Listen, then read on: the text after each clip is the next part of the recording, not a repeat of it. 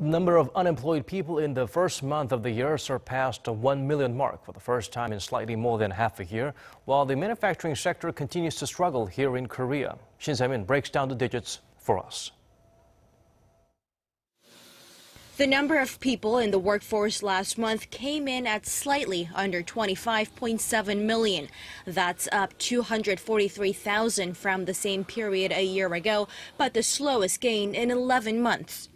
It's also far below the government's target of 290,000 per month for this year. Statistics Korea says much of this lackluster performance stemmed from struggling manufacturers considered the backbone of the economy. The impact of heavy restructuring in the sector caused the number of added jobs to shrink by 160,000 last month from the year before, extending the fall to 7 straight months. It's also the biggest drop recorded since July 2009.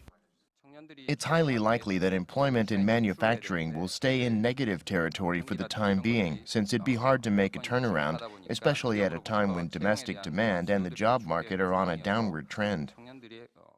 What does that mean for young Koreans already facing a tough job market?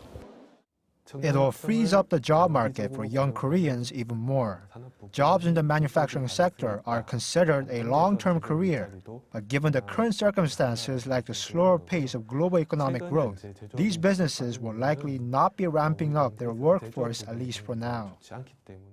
Korea's overall unemployment rate crept up, rising 0.1 percentage point on year to 3.8%. That's the highest figure tallied since April of last year. In actual numbers, this means 1,009,000 Koreans were unemployed last month, piercing through the 1 million mark for the first time in 7 months. The youth unemployment rate, which covers Koreans between 15 and 29 years of age, was still at a lofty 8.6%, up from 8.4% the previous month. With the latest figures in mind, the government says it plans to draw up follow-up measures next month after thoroughly evaluating the youth job market. Shin Se-min, Arirang News.